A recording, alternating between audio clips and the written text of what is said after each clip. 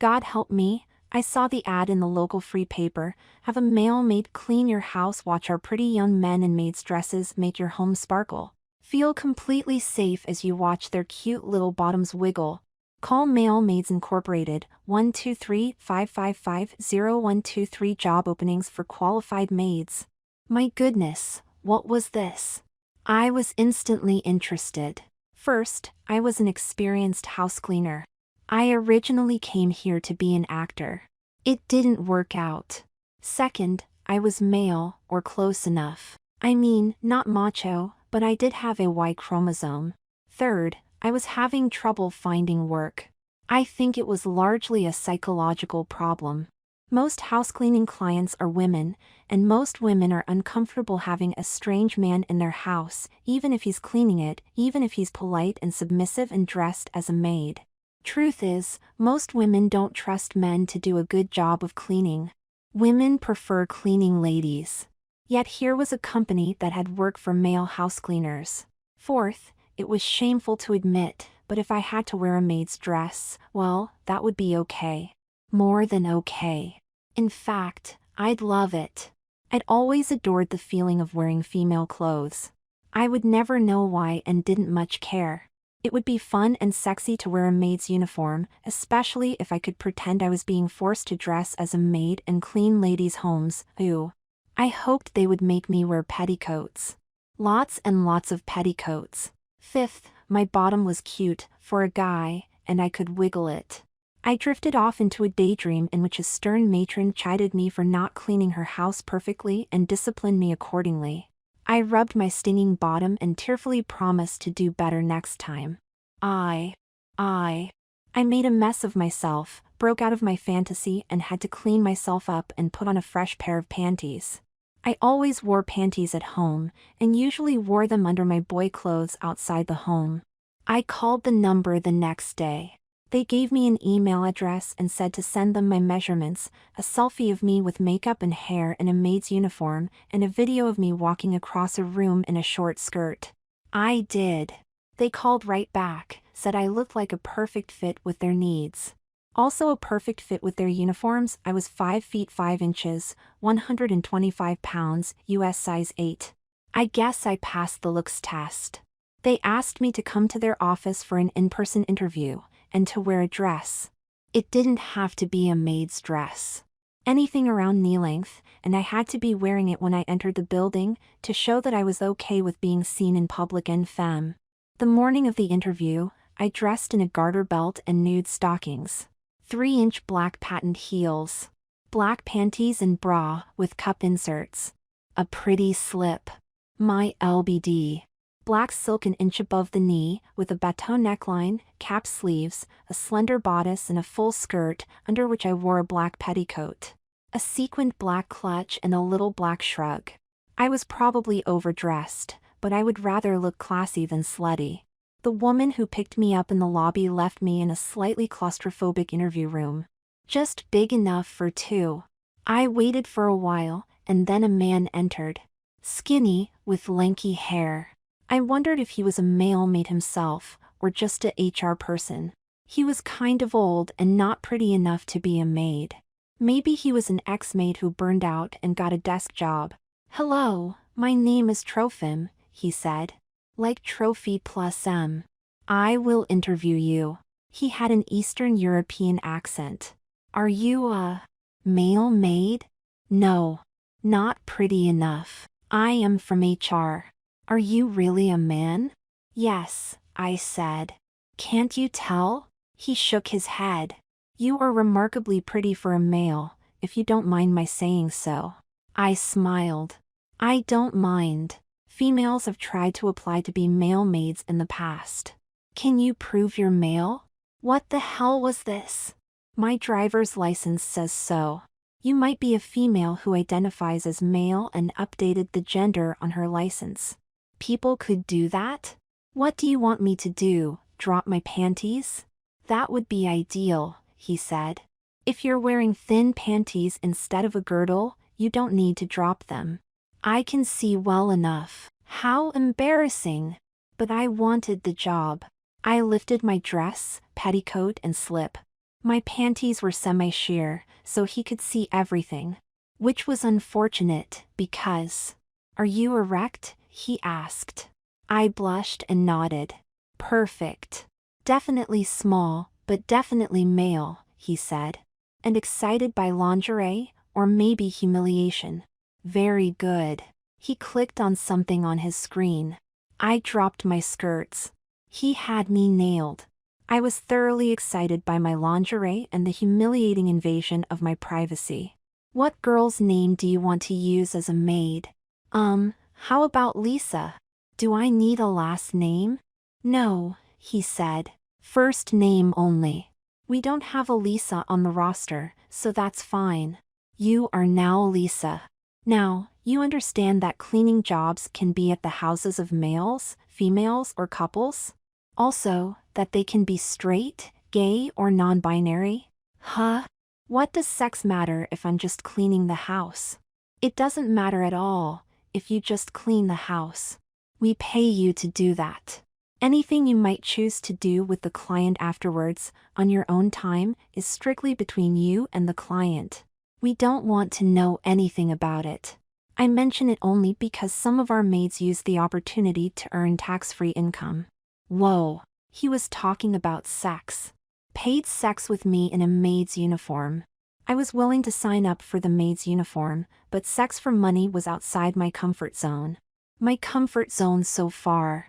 I could handle sex with a woman, straight or lesbian style. I didn't mind eating pussy. With a man, no. I wondered how good the money was. What kinds of things might I do with a client on my own time? Entirely up to you and the client. If I have to tell you, you probably aren't right for the job. What if the, thing involved my mouth? Charge by time, not orifice. 300 an hour, half-hour minimum. If it's a big, fancy house, ask for 500. Wow. Real money. How much of it do I have to pay you? None.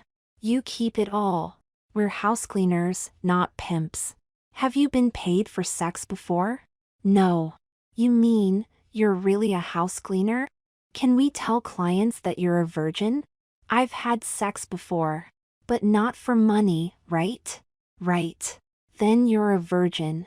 That's very important to male clients. If you can convince them this is your first time, a lot of guys will pay double. Be bashful and shy, but persuadable. How are you at cleaning houses, by the way? Excellent. Lots of experience. Well, we have a very important client who wants someone new, a very pretty maid with lots of experience, though she didn't say what kind of experience. Let's do the red tape, and then maybe we'll see if you can make her happy. He checked my ID and did stuff on a computer for most of an hour. I don't know if he looked at my police record or my credit score or my Chinese Communist Party social score or what, but I passed the test. I had to fill out an application, blah blah blah, but 2 hours later, I was on my way to my first appointment. The company's standard rate for house cleaning was $100 an hour for however long it took to do the job. 2 hours for normal houses, 3 hours for mansions. I got half of it, $50 an hour, which sounded good until I realized I would need at least 2 appointments a day to make more than starvation wages. Unless I provided intimate services afterwards. Tempting. Could I pick and choose? No, sir, I'm sorry, I don't do anal. Oh, yes, ma'am, for 300 an hour, I'll lick your clit for as long as you like. I had my own cleaning gear, but Male Maids Incorporated made me use theirs. I groaned at the sight of it. The broom, mop, dustpan and other tools looked almost like girls' toys. They were about 7/8 scale, and bright pink. The vacuum had a pink hose and came in a pink backpack with a sparkly unicorn on it. The supplies, glass cleaner, household cleaner, bleach and so on, came in clear plastic bottles with pink labels in a pink carrying case. Guess what color the scrubbers, brushes, sponges and towels were? They told me I had to arrive and leave the client's house while fully dressed in my maid's uniform. No changing on the customer's time, no changing at the customer's house. It ruined the experience, they said. So I changed at their office before I left, and put my male clothes in a locker. The maid's uniform I owned was pretty, But of course Male Maids Incorporated had their own. 3 choices of uniforms in different styles and colors, and the customers got to choose which one their maid would wear. They could have chosen black, which was the classiest and my favorite. They could have chosen white, which had a cute little veil instead of a maid's headpiece. But this customer chose pink. Pink was the frilliest and girliest. I changed into the pink satin maid's dress and a matching apron. The dress had short puff sleeves and a full skirt that barely reached mid-thigh. Under the dress I wore a padded pink bra, matching pink panties, a cloud of pink petticoats, a pink garter belt, white stockings, and pink pumps with 2-inch kitten heels. I had Male Maids Incorporated embroidered on the bib of my apron in silver thread and printed across the seat of my panties in silver glitter. A lace-trimmed name tag proclaimed that I was Lisa. My brunette wig framed my face in a cute bob, with long bangs brushed across my forehead. I wore light daytime makeup with dull pink lips and nails. No jewelry. Maids didn't wear jewelry. Too easy to lose a ring in a sink of dirty water. Not good if the lady of the house finds a maid's earring on her bedroom carpet. If I wiggled my bottom properly as I cleaned, I might tempt the customer into buying an additional service. I was kind of annoyed they had to slap their brand name across my butt. Rows of ruffled white lace would have been more enticing, especially in a skirt that seemed designed to flip up at the slightest provocation. While male customers might prefer to see their maid in pink, I wondered what female customers thought of it. It seemed designed to humiliate, rather than decorate, the maid. All of the uniforms were over the top in terms of femininity, with lots of lace, ribbons, bows, flowers, pleats, tucks and embroidery, but the pink was the worst. I felt ridiculous, and extremely turned on. I wished the skirt was longer, because then I could wear another petticoat under it. I punched in the customer's address and got a map on my phone. I sashayed out to my 2001 VW Beetle in my maid outfit, slapped a pink Male Maids Incorporated magnet on the roof, like a pizza delivery girl, and hopped in. I tried to pull down my skirt as I drove, but it wouldn't cooperate. The address was north of Los Feliz, which was pretty swank turf. I lived in a rundown apartment in East Hollywood, which was decidedly non-swank turf. I guess I forgot to mention this was LA. I should have started the story with palm trees or the Hollywood sign or something. I rolled up the street of multi-million-dollar homes and found an empty parking space right in front of the house, which meant I didn't have to walk down the block in my pink uniform. I pulled in and got my pink cleaning gear out of the trunk. The house was a Spanish-style house that was probably 100 years old, with white stucco walls and a red-tiled roof and curvy architecture and stained glass and masses of bougainvillea and jacaranda blossoms. Looking rather like a mass of bougainvillea myself, I knocked on the door. A knockout opened it. She was stunningly beautiful, as tall and thin as a model, half a head taller than me. Maybe a few years older than me, with long blonde hair and shockingly pale skin. She wore a plain but perfectly tailored raw linen dress that probably cost $1,000 and stopped halfway down her thighs. 4-inch bone stilettos. She smiled at the sight of me in my uniform. I was dreadfully embarrassed, and dreadfully excited. "Wow," she said. When they said pink, they really meant pink. "We had an explosion at the pink factory, miss," I said, and made what I thought was a competent curtsy. She laughed. "Come in. I'm Anastasia St. Foy. You can call me Anna." "Thank you, miss," I said. "My name is Lisa." "Of course it is. A perfect name for a male maid." "My, you're pretty. You are male, aren't you?" "Yes, miss." "Do you need me to prove it?" "Not just yet. Welcome to my house." The house looked like a photo shoot for Architectural Digest. Everything perfect, everything immaculate. I wondered what I was supposed to clean. I didn't want to touch anything, for fear I'd make the house non-sterile. "Is the rest of the house like this, miss?" "Like what?" "Extremely clean already." "Possibly. You'll have to look around. I've not been home much recently, but now I think I'll be in town for a while." "What would you like me to clean, miss?" She grinned, like someone in on a private joke. "Oh, we'll find something for you to scrub, But first I want you to show me your uniform. My uniform, miss? Yes, tell me all about the lovely uniform you're wearing. It's so feminine that I'm surprised a boy would be willing to wear it. You must be a very special kind of boy. Oh, I was. I squeezed my thighs together and wondered how to begin.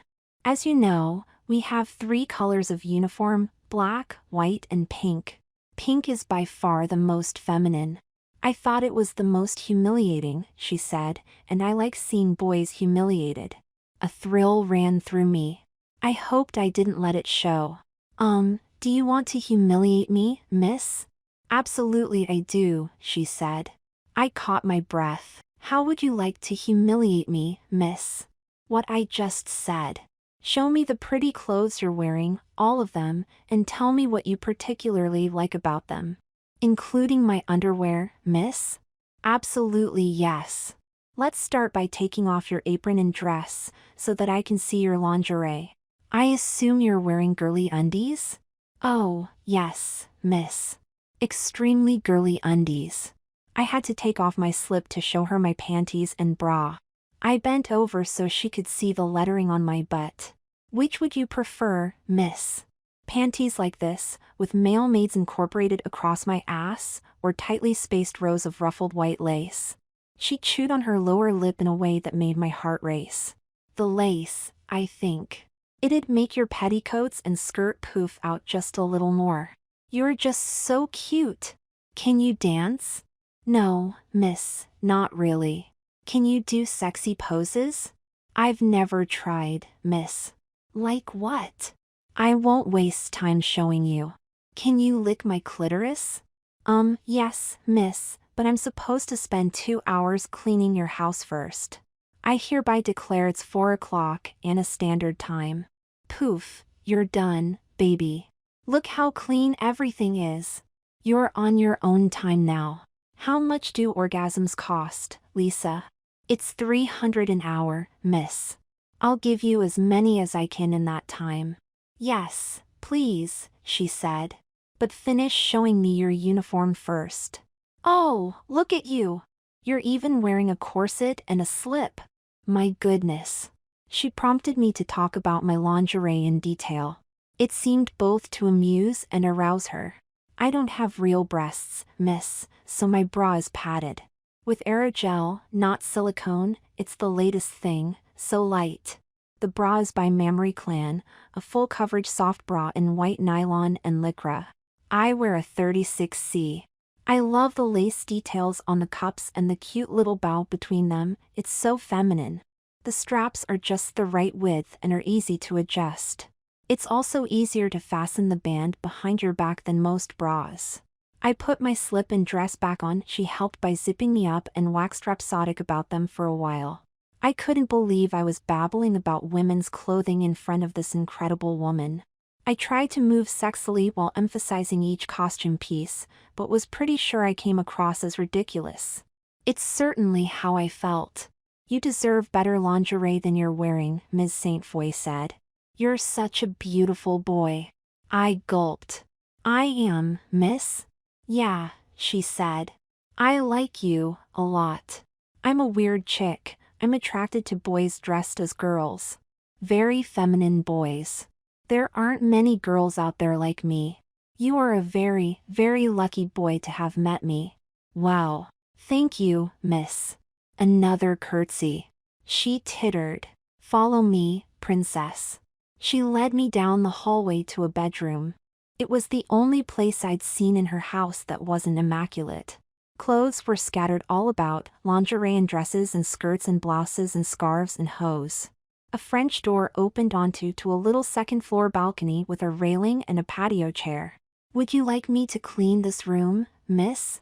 I asked, trying desperately to remain polite and professional. No, doll. She slipped off her dress and panties, swept a nightgown and peignoir off the bed, laid down and spread her legs. What I want is you giving my greedy little clit an hour's worth of orgasms. An hour's worth of edgy bliss. In your pretty pink uniform and extremely girly undies. Yes, miss. Oh, and you're not allowed to come, got it? Yes, miss. I might need to inspect your panties afterwards, just to be sure. I kept one eye on the clock and did my duty. More than, in fact. I was pretty sure I gave her 10 trips over the border into the land of bliss. And I didn't come under promise and over-deliver. It's how you build customer satisfaction. But oh, my poor tongue. For the last 10 minutes I could only lap limply, but by then, that's all it took for bring Ms. St. Foy to her point of deliverance. I needed to get my tongue into shape, or use my fingertips more. I wondered if there were exercises for cunnilingus. That night I made 100 for not cleaning her house, 300 for my tongue, and another 100 as a tip. Half a grand for a couple of hours work. Wow. This sure beat house cleaning. 2 days a week of this and I'd be living a lot better than I did now. My tongue would strengthen like any other muscle, and then look out, ladies. I had a variety of clients after Anastasia St. Foy, but none nearly as attractive or rewarding. My female clients were curious to know what it was like for a man to wear such a feminine costume. My male clients, there were some, tended to stare at my ass more than talk. One rugged man with salt and pepper hair, I think he might have been an actor, but I didn't recognize him anyway. He stuck his hand under my skirt to caress my pantied ass while I was vacuuming. I slapped his hand away. "Stop that," I said. "Sir, I told you hands off until I'm done cleaning, then we can talk about whatever you'd like to do." Asshole didn't give me a tip. I never did his house, or him, again. I thought I had an appointment for the next day, but it vanished as soon as I tried to view it. One moment it was there on the screen, and the next, it wasn't. The client must have cancelled it at that exact moment. Weird. Ms. St. Foy requested my services on the same day a week later, and it was just like last time. An immaculate house and a clitoris in urgent need of lingual stimulation. 12 orgasms in 90 minutes, powerful at first, then gradually gentler. A $200 tip. 3/4 of a grand. I decided that I loved Ms. St. Foy. I wondered how rich she was. She flirted more than my first time. Insisted on inspecting my uniform in detail. Massaged my temples after I finished serving her. Stroked the sensitive underside of my forearm with flawlessly enameled fingernails. Made me take off the dress again and fingered my nipple through my slip and bra, and then inside the bra. Oh my God. I gave a tiny shriek and thrust out my chest for more. And I didn't even have tits. She was telling the truth when she said she was interested in boys dressed as girls. She had me model a few of her dresses, including a fabulous fuchsia ball gown. She was taller than me, so I looked a little like a girl dressing up in mommy's clothes. My little fashion show made her laugh, but in a nice way, and by the end I was laughing, too. "You would look darling in a little girl's party dress your size," she said. "A little pink organza dress with a petticoat and sash, and your hair in pigtails with pink ribbons. Ooh, you'd be so cute. Maybe one of these days." A month later, she had Male Maids Incorporated restructure my assignment. Instead of servicing multiple clients, I would serve her exclusively, as a personal assistant making $1,917.81 a week. I had to do the math to figure out that I would now be earning 6 figures. I found it hard to believe, but it started showing up in my bank account, so it had to be real. The new assignment included personal services on demand as previously provided, which meant I needed to move into her mansion to be available to her around the clock. The guest rooms in her house were the size of my entire apartment. The walk-in closets were the size of my bedroom. I eagerly signed on the dotted line. She basically owned me now. I didn't mind. She directed me to a clause on page 101 of the lengthy contract I signed but didn't read. The one where the said employer could require the said employee to wear any clothing of the said employer's choice. In Anna's house, the said employer wanted the said employee to wear women's clothes 24 hours a day. I dressed as a maid in the morning, woke her if necessary, wrapped her in a pretty robe, made her breakfast, got her dressed and groomed and into her fancy European car to work at Dewey Cheatham and Howe, or whatever the name of her law firm was. After she left, I did my morning chores. Cleaned up from breakfast and made the kitchen immaculate. tidied up her bedroom, my guest room and all the bathrooms. After a light lunch, I did my big housework project of the day. Dusting, mopping, vacuuming, laundry, grocery shopping, toilets, whatever. The new maid's uniforms that Ms. St. Foy gave me were over the top. Even I found them embarrassing to wear. My blushes merely amused her. A dress of pink or black satin, with a starched white cotton pinafore apron that I had to iron daily. The dresses had long narrow sleeves with poofy short over sleeves at the top and a short, very full skirt that didn't quite cover 2 layers of fluffy pink petticoats. The hems, sleeves and oversleeves of the dresses were trimmed with 2 inches of ruffled white lace, as were the apron skirt, bib and shoulder straps. An intricate bow at the neckline added a final overdose of cuteness. At 5 o'clock, I took off my maid's uniform, freshened up and changed into a housewife's dress.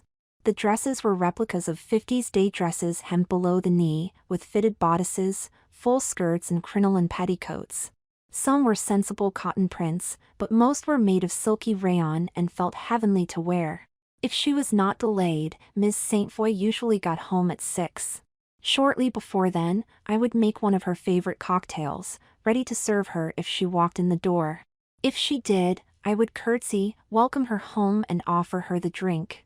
If she was late, I would console myself by consuming it on her behalf. I cooked, served dinner and cleaned up in my housewife's dress and apron. At bedtime, I changed into a slinky nightgown and peignoir or a baby doll and bloomers. Some nights I followed her into her bedroom, pretending to be bashful and reluctant, or even disobedient, which of course earned me a spanking. Some nights she closed her door and I went to my room and slept on cotton sheets so finely woven as to feel like satin. I was in heaven. I lived in pretty dresses. I had just enough housework to keep me busy. Serving Miss St. Foy was a pleasure, and I knew how to bring her to orgasm as quickly or as slowly as she liked. Money was piling up in my bank account. I was in love. The one downside was my sex life. Miss St. Foy was not interested in the male organ and shunned encounters with it, whether vaginal, oral or anal. She didn't mind hugging and kissing, as long as I was prettily dressed, but that's as far as she would go to give me pleasure. I had to resort to self-pleasure for release, and fell asleep many a night after dreaming of her slowly and elaborately preparing me for a well-deserved punishment that somehow never quite started. I started noticing a new person in the neighborhood. A man walking up and down the street several times a day. 40-ish, maybe, collar-length straight dark hair, thinning on top. Seemed to me that he was eyeing me. Not in a particularly creepy way. Plenty of men eyed me when I was out, but I don't know. Something about him seemed faintly familiar, but I couldn't place him. One night, after I cooked and served a dinner of grilled steelhead, rosemary roasted root vegetables and a Caesar salad, Anna took me by the hand and led me to the sofa in the den. We swept our skirts under us and sat. "Lisa, I have something to say to you. I have been with you for 3 months now, can you believe it? And I have to confess that I am seriously attracted to you. At first you were just my cute little cleaning lady. Now, you're officially working for Male Maids Incorporated, but you're serving me in a role that's somewhere between maid, housewife and lesbian prostitute. It's awkward. I winced at being described that way, but I guess you're right. Of course I'm right. The whole thing is awkward. We have a commercial relationship. I'm ready to move beyond that. I want an emotional relationship. A romantic relationship. Is that something you've thought about? Only as a fantasy, Miss Anna.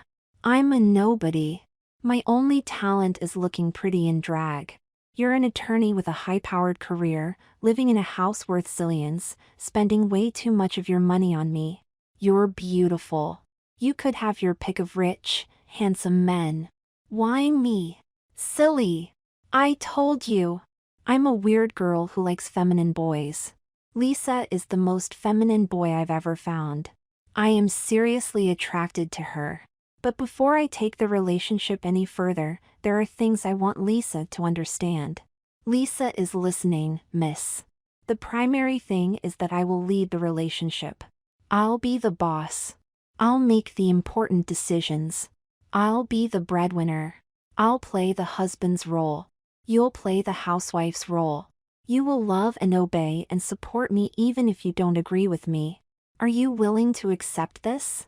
I thought it was pretty much the relationship we had now. If she told me to kiss her ass, I would. Yes, miss. I may want you to go on hormones in the future. Not yet. Would you consider taking them if I asked you to? Asked, not ordered. Wow. She wanted me to grow boobs, even if it made me impotent. Did I want boobs? If I stayed dressed as a woman into the future, breasts would make me a lot more realistic and let me wear more fashions. If Anna left me or some other disaster occurred, I could have them removed. Yes, miss, I would consider it, if you'd let me freeze my sperm first. Oh, in case someone wants you to father her child? She smiled. You're so sweet. Oh, Lisa. I think I love you. Tears came to my eyes. I love you too, Anna. I don't deserve this. I'm so happy. The guy I noticed is back, walking up and down our street. Back and forth. He's clearly interested in our house. If Anna's in her car, he watches her.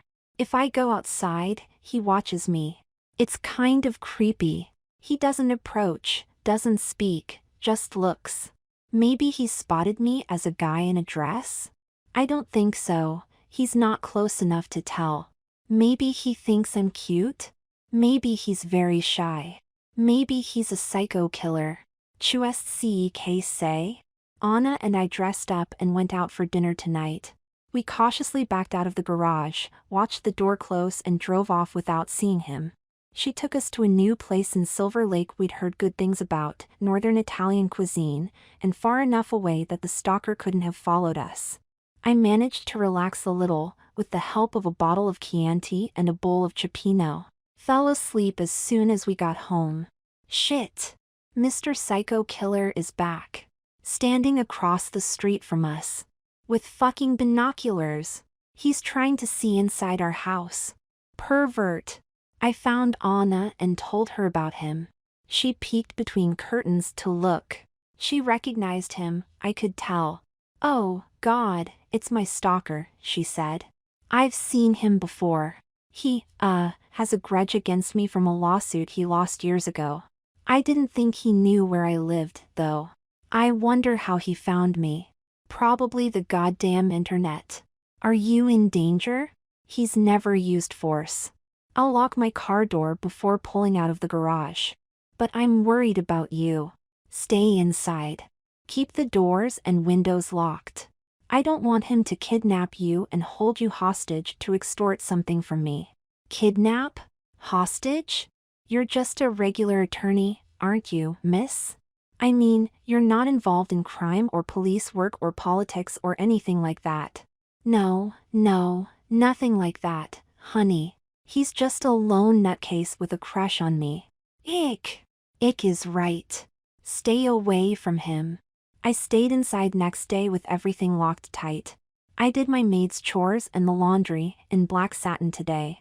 I was in my bedroom, changing from my uniform into my housewife dress, when a movement caught my eye. I turned and saw the stalker just outside my bedroom window, staring in through a tiny gap in my curtains. He could see me in my bra, slip and petticoats. I screamed. I was alone. Anna wasn't home yet. I ran to the window and yanked the curtains closed. My heart pounded. I quickly put on my dress, horrified by the thought that he might still be right outside my window, and left the room.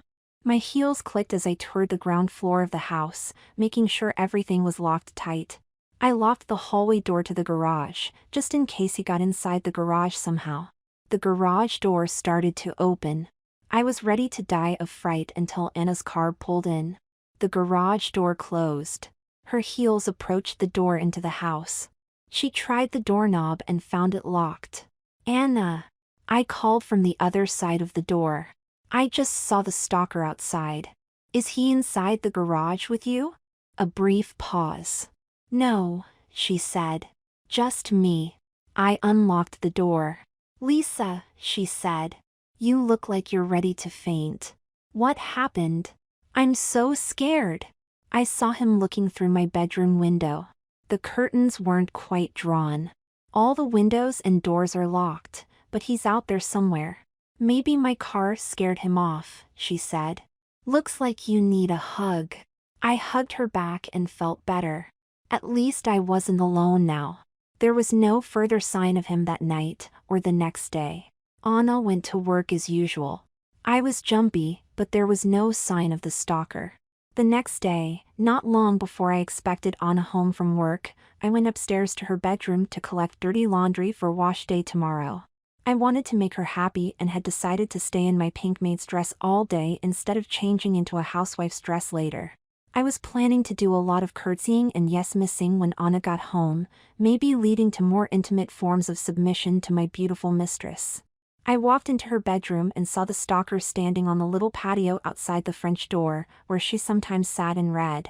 Holy Jesus! How did he get up there? I saw the door handle rotate on the inside. Oh my God, it was unlocked. He pushed it open and walked inside.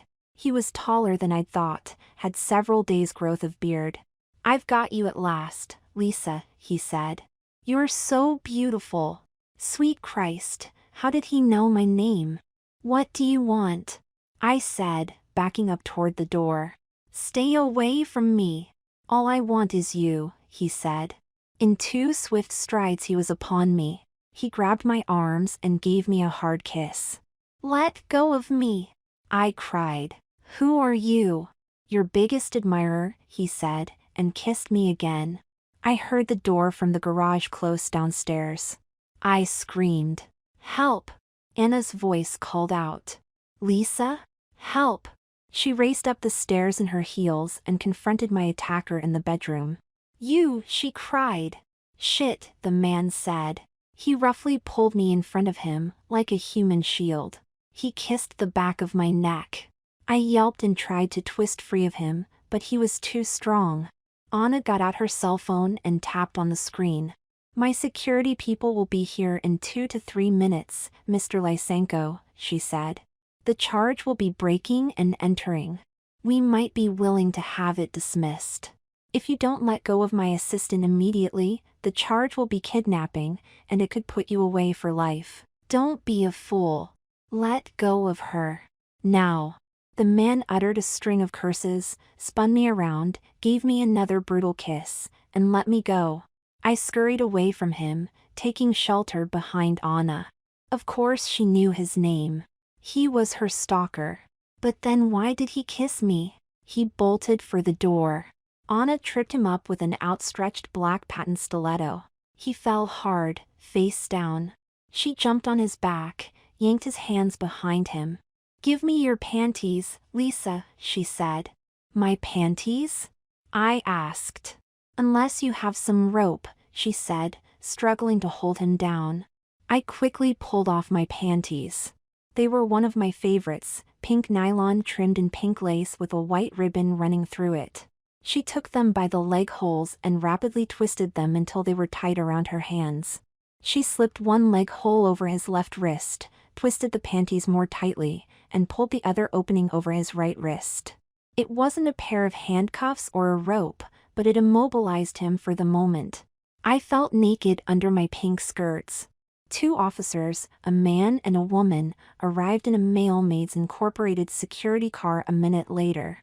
She recorded our testimony of events, while he dusted the outside handle of the French door for prints. He found a good one, scanned it on his cell phone into some kind of law enforcement app, and got a match, Trofim Lysenko.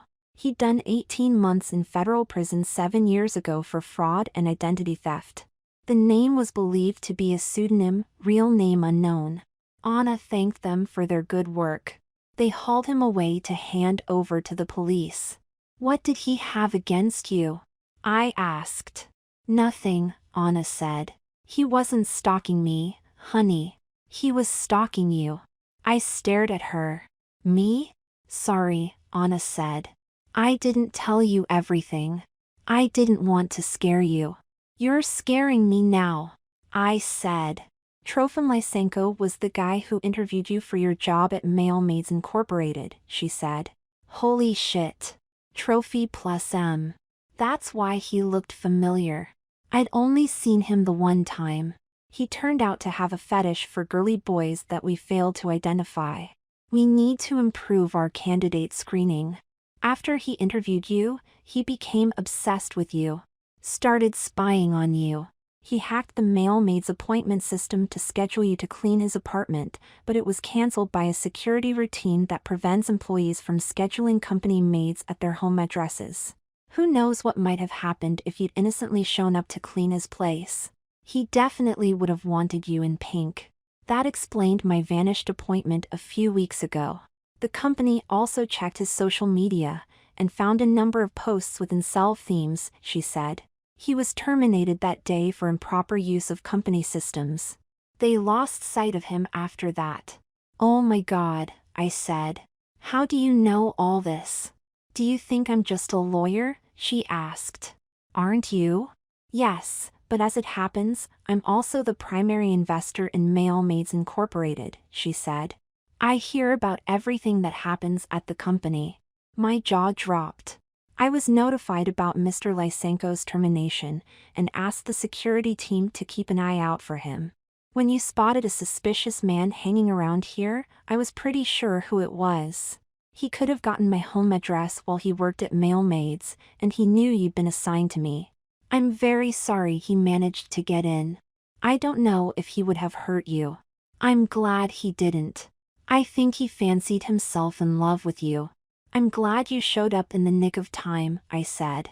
In this outfit I swished my skirt and petticoats back and forth. I could never have gotten away from him. She said. Sometime I'll make you wear it again, and we'll see if you can get away from me. In these shoes? I said. She laughed.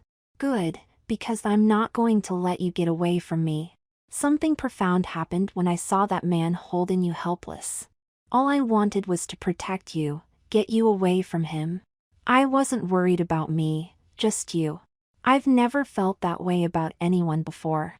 I love you, Lisa. I choked up, broke down. She went down on one knee. Will you marry me? Oh, Anna. I was so helpless. A real man. She snorted. Don't talk to me about real men. They're all the same. Find her, fuck her and forget her. You're special because I've turned you into my pretty little flower and you're just the way I want you. You're my Lisa, and I'm going to marry you and protect you and keep you in the style to which you will become accustomed. She kissed the tip of my nose. Probably left a lipstick stain. It's what I love about you, she says. The men I know all want to compete with me.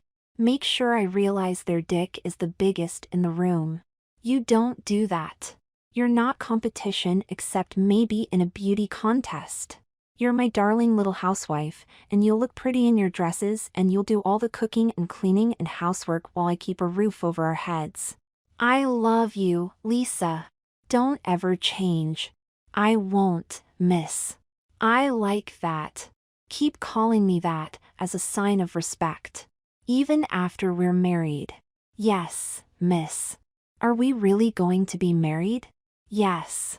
My friends will think I'm insane, but I don't care. I want to take care of you and keep you safe and make you even prettier. You'll wear the gown, of course. Oh, yes, miss, I will. You'll be Mrs. Lisa St. Foy. I thrilled to hear her call me that. Yes, miss.